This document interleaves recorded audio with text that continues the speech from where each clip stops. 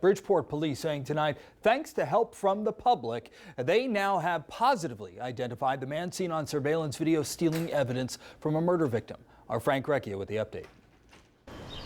I grew up as a child, as a young man, as a kid in the projects of P.T. Barnum. For Tony Barr of Bridgeport, the P.T. Barnum housing complex is more than the site of a murder. It's the place where he grew up and lost more than 10 close friends in fatal shootings that span almost half a century. I loved everyone in the project, in P.T. Barnum project.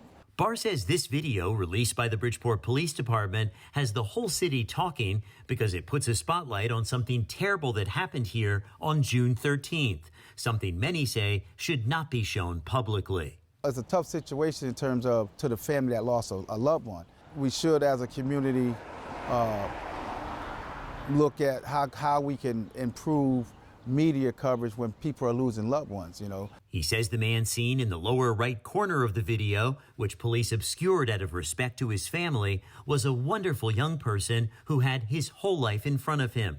22-year-old Kyle Jermaine Deere, a gifted football player with, quote, a heart of gold, who played for Central High School as number 99 and for Bassick High School as number 11.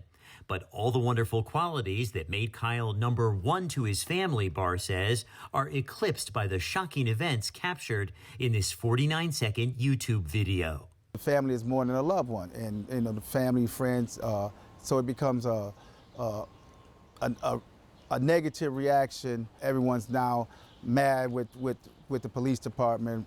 But police, who've already arrested a suspect in the murder, 19-year-old Amir Noel of Bridgeport, say at the end of the day, they still need to identify this man, who investigators say can be seen riding up on a red and white dirt bike, approaching Kyle as he lay on the ground after being shot multiple times, and stealing from his pocket what appears to be a handgun.